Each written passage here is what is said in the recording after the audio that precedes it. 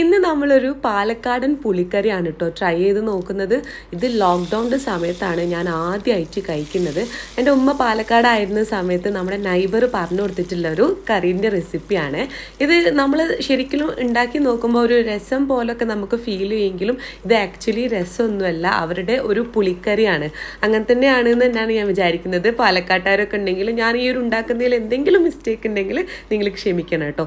അപ്പോൾ അന്ന് ഇത് അവിടുന്ന് കഴിച്ചപ്പോൾ വളരെ നല്ല ടേസ്റ്റ് എനിക്ക് തോന്നിയിട്ടുണ്ടായിരുന്നേ. ഇതിൻ്റെ കൂടെ നല്ല അച്ചാറും കൂടെ ഉണ്ടെങ്കിൽ ചൂട് ചോറിന് വേറൊരു കൂട്ടാനും നമുക്ക് വേണ്ട. അപ്പോൾ ഈ മുളക് വറുത്ത പുളിക്കറി നിങ്ങൾ ആദ്യമായിട്ട് കാണുകയാണെങ്കിൽ എന്തായാലും ഒന്ന് ഉച്ചക്കത്തെ ഫുഡിലേക്ക് ഒന്ന് ആഡ് ഓൺ ചെയ്തോളി കേട്ടോ. സംഭവം നല്ല ടേസ്റ്റ് ഉണ്ട്. ട്രൈ ചെയ്ത് നോക്കിയിട്ട് മാത്രം നിങ്ങളുടെ ഫീഡ്ബാക്ക് പറയാം. അപ്പോൾ പാലക്കാട്ടുകാർ ഇത് കാണുന്നുണ്ടെങ്കിൽ തീർച്ചയായിട്ടും കമൻറ്റ് ചെയ്യാൻ വേണ്ടിയിട്ടും മറക്കരുത് കേട്ടോ.